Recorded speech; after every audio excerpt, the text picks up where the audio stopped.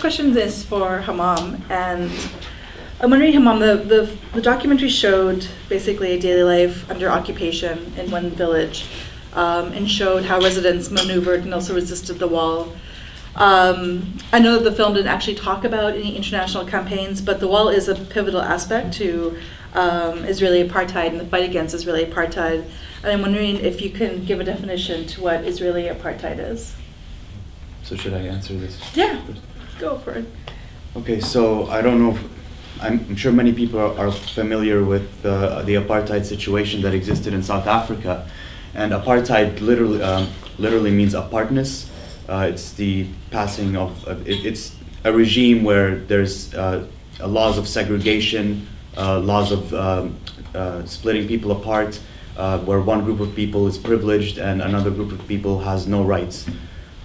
So that type of system existed in South Africa since 1948, which is also 1948 was the year that Israel was established after the mass expulsion of 750,000 Palestinians within the span of a year from their homes and lands. And what you saw in this documentary is a small part of a much bigger picture. What's happening in this village already happened en masse in 1948, and is happening today all over the West Bank.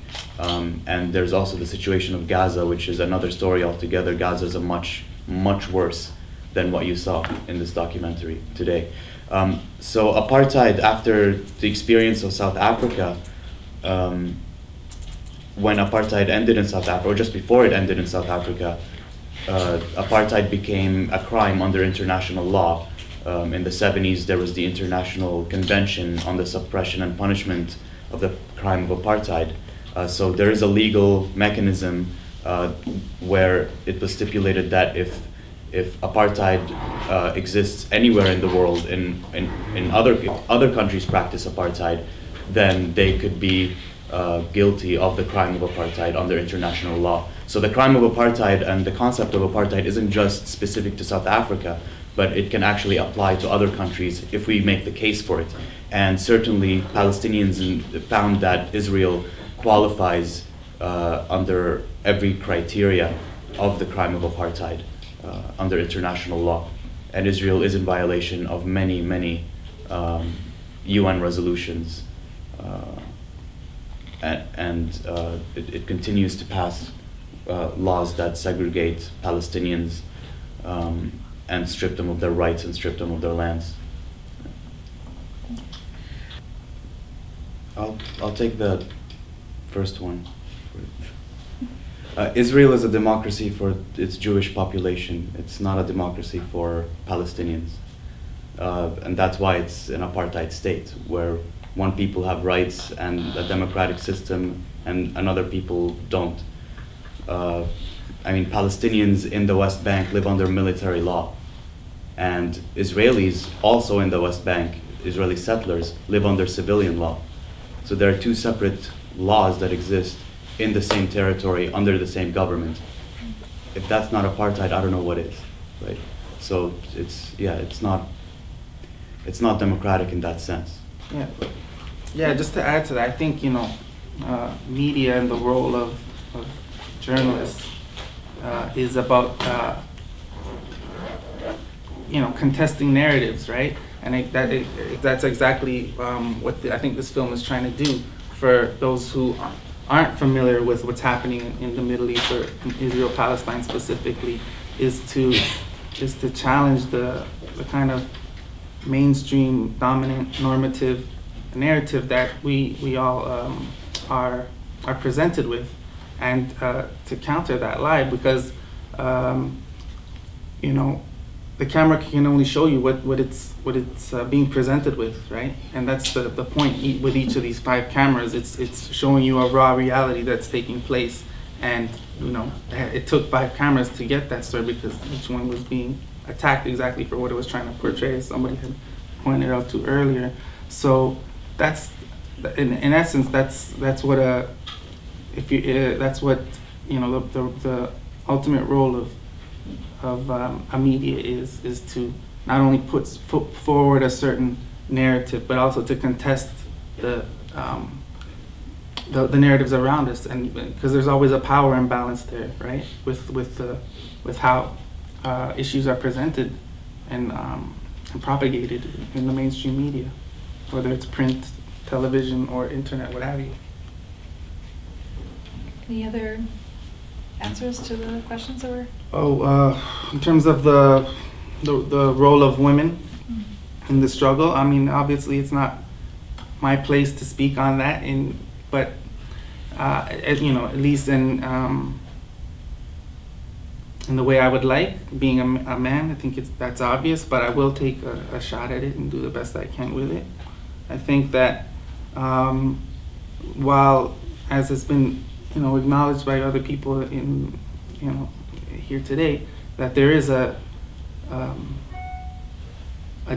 difference in the role between men and women in the struggle, and sometimes that can play itself out asymmetrically, or at least appear to be so. But at the same time, if you really study the struggle in depth and take a deeper gaze into it, right, you'll understand that in reality, women are the bedrock, the anchor, the foundation of the struggle. Almost like the roots of the olive tree are what sustains it and actually, gives it life. So, while the protesters, as the film portrays, predominantly men are the ones going to leading the chants, marching, going to the fence, engaging with Israeli soldiers. What maybe was not seen directly in front of the camera are also the women who are there, maybe obscured by the disproportionate ratio of men to women, but also those women who are the ones taking care of the children, keeping the children safe in those dangerous circumstances, the ones who are, helping the injured. Yes, as in field hospitals in Egypt, where in Cairo during the revolution, where I had the privilege to spend some time. This is exactly what I saw happen time and time again. Cooking meals. I mean, and it's not. You can't say that this is simply a domesticated role that women have been assigned. You have to look a little deeper and understand the revolutionary connotation of that act in that context. And if they're not going to fulfill that role, who is? Because everybody has to play a certain role at a certain time. It doesn't mean it's fixed in stone, but it's an important contribution nonetheless, without which the struggle simply couldn't be what it is, nor sustain itself. And I think that's key, and that's the way I look at it, and I understand that issue, that question. I just wanted to add that women's groups are very much alive and well in Palestine, although no one here is saying that it's not a patriarchal, it's a very, very patriarchal society over there. It's certainly a problem. However, women, especially in Palestine, more than other places in the Middle East, women have asserted their position within the resistance, and oftentimes against the men's wishes, they've come out and protested, stood in the face of Israeli soldiers. And you saw in the video, it showed women pushing Israeli soldiers with their hands, something that the men don't do. It's usually the women who start pushing physically Israeli soldiers. If you watch more videos on the topic, you will tend to see a lot of women protesting and demonstrating their strength is often is very inspiring, and a lot of the times much stronger than what we see from the men in Palestine. But having said that, definitely women's groups in Palestine are they do have the dual struggles of, on the one hand, the Israeli occupation, and on the other hand, trying to assert their role in the face of a very patriarchal societal structure. Okay, so I'll take the yes. This is not a difficult question at all. Is the issue of Israel-Palestine is very much an issue of colonialism, and of colonialism. very classic colonialism. Theodor Herzl, the founder of the Zionist movement, which was the ideology behind the state of Israel's creation, actively lobbied the colonial powers back in the 1800s, lobbied the Ottoman Empire followed by the British Empire into settling, having the Jewish people from Europe settle Palestine the very same way that Europeans settled North America. And if you read his writings, I quote, he said, if you allow us to go into Palestine, we shall therefore form an outpost of civilization as opposed to the barbarism that exists there. And there's a lot of that kind of European colonial racist language that exists. When did they settle in there? Like, when did they start? In the late 1800s. Okay. There was a settlement project from the late 1800s all the way until 1947. In 1947, they were only able to settle 7% of the land. And because they were only able to settle 7%, the Zionist movement, which had an army that was trained by the British Empire, proceeded to take over the rest of the land through mass expulsions, massacres, rape, etc., etc. And it's a very classic colonial. And just one more thing, and how long would the Palestinians have been there before the 1800s? How long have Palestinians lived there? 3,000 or 4,000 years. Thousands of years. Okay. What would you say to the people Sorry, that say that can we the just let them? Jews- Sorry, can we just let them? It's related. What would you say to the people that said that the Jews were living there thousands of years ago with the Arabs? I'd say that's not relevant. That's fine if that's what people want to believe. The point is that they're living there now, and we're saying that Palestinians have always been saying that we want equal rights. So you're here, you've settled the land, and now we're not saying anyone should leave. What we're saying is we want equality. We don't want apartheid rule. We don't want military occupation, military law, and definitely we don't want land expropriations anymore. But, You have 3 minutes to answer the rest of the question. okay, no, well, I'll just be very quick on the development question. I think, at least from my perspective and knowing, having read about it and having talked to people on the ground and received their opinion on it, I can safely say, that it's a highly problematic area, right? And, I guess the kindest way to put it is it operates kind of like a double-edged sword, right? In that it does provide some kind of immediate relief in certain areas, but on the other hand, it doesn't come without strings attached or a particular agenda behind it, and those are oftentimes political, right? Because nobody, like U.S. aid, for example, where the aid actually comes from the U.S. isn't given away for nothing, right? There's expectations usually attached to that aid, and I think the other thing it does is it can oftentimes create a state of dependency in relieving certain immediate ills that are allowed to fester over time without addressing the root problems, right? And putting a sort of a Band-Aid over the occupation and relieving Israel from its international obligations in many ways. So, and you're seeing now more of a struggle on the ground for autonomous alternatives that kind of, escape the aid trap. But at the same time, that takes resources, that takes time, that takes money. And that's where people like us have to come in and realize that when we do something, and contribute in any way, whether it's financially or otherwise, that it should be for the purity of the cause, not for, these other interests. And yeah.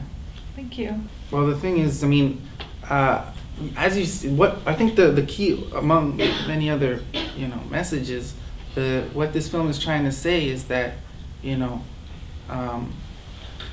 the struggle is ongoing. It's enduring, and you think of the words like steadfastness, right, or in Arabic samud, and constantly people are coming out, protesting, marching, chanting, bringing cameras. Eventually, the from the Palestinian perspective, the enemy, right, the occupier, can't deal with it to the degree it would like. They have control, but at the same time they don't have absolute control, right? You can shoot them with tear gas, sound grenades. You can even kill them, but they'll keep coming back. And it's the same way. You can turn off a camera, smash a camera, but there's going to be another camera in your face. So, and this is the way stories get out. Because believe me, this story did not want to be told one way or another. It took 5 cameras to get there, and it could have taken 15, 20 if it was necessary. And so I think that's the way I look at it, in understanding that it's not about permission or giving some leeway. It's just that you can't stop the message, because the person getting that out there, or the group of people in this case, won't let it happen. And that's the message of the movie. That's what I take away from it. Sorry I have to cut the discussion so short. It was really great, but I think people will be milling around if people have personal questions for the panelists or anyone. But Hammam just had a quick announcement before we closed. Actually, if I can take a few minutes. Sure. Go for it. Okay. First, I do want to get back to add on to the reservation part.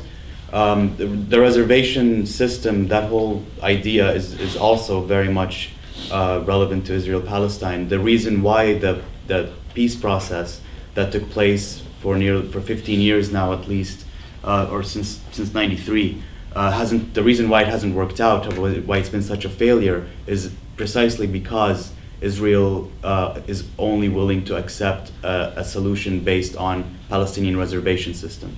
And the wall that's being built is doing exactly that. It's basically saying, if you refuse to live under this reservation system, and you can call it a Palestinian state, call it whatever you want, if you refuse it, then we're going to force it upon you by building this wall and creating this border around the different towns and different villages, which would, in practical terms, turn it into a reservation system, very much like what we have here in North America. So I wanted to say that, and I wanted to also say that the demands of the Palestinian people have always been supported by legality. Our demands have always been derived from international law, from UN resolutions, from the UN Charter of Human Rights and Freedoms. So in the year 2005, and this is the newest development within the Palestinian struggle, in the year 2005, 170 Palestinian civil society organizations, student unions, trade unions, associations came together and decided that Israel qualifies as an apartheid state, and the way that the West dealt with apartheid was through a boycott, divestment, and sanctions campaign, or BDS. Boycott, divestment, sanctions was implemented against South Africa under apartheid by people like us here in the West and all over the world. And the way that apartheid ended in South Africa was through 2 ways. One was the internal resistance of the South Africans themselves, which is the most important way. And then secondary was through external pressure put on by people like us, like ourselves. Students here at York did this, and York University severed its ties with South Africa and South African academic institutions. York University boycotted South Africa towards the end of the apartheid era in South Africa. So did U of T and many, many universities and many institutions and companies around the world. There are different types of boycotts: academic boycott, sports boycott. South Africa was kicked out of the Olympics.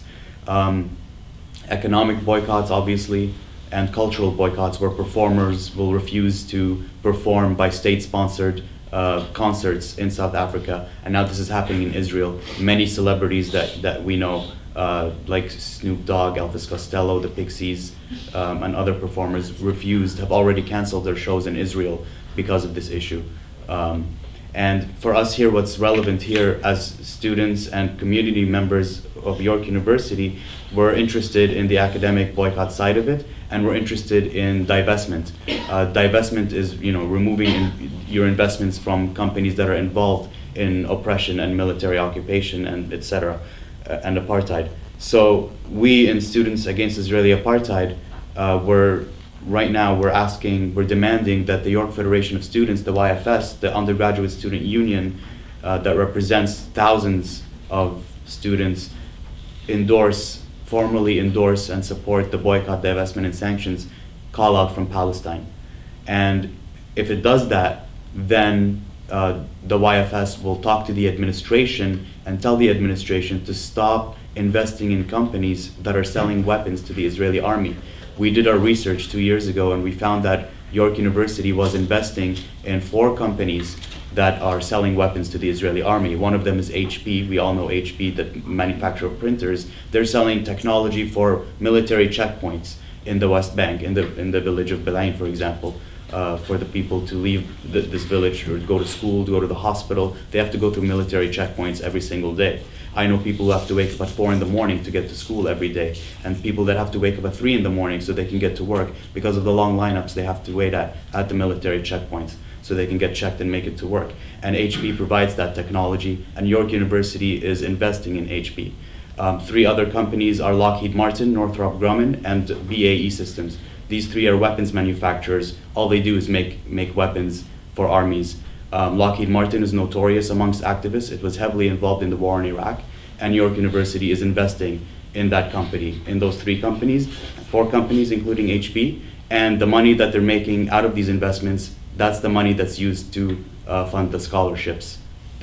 So if you get a scholarship as a student here, it's coming from that money, from that fund. And it's also funding the pension funds, pensions for professors when they retire. So that's what we found, and we're saying that the YFS should now support BDS, boycott, divestment, sanctions, and if it does that, then we can enter negotiations with the administration with the help of the YFS, the backing of the students at this university, and tell the administration to stop doing this shit.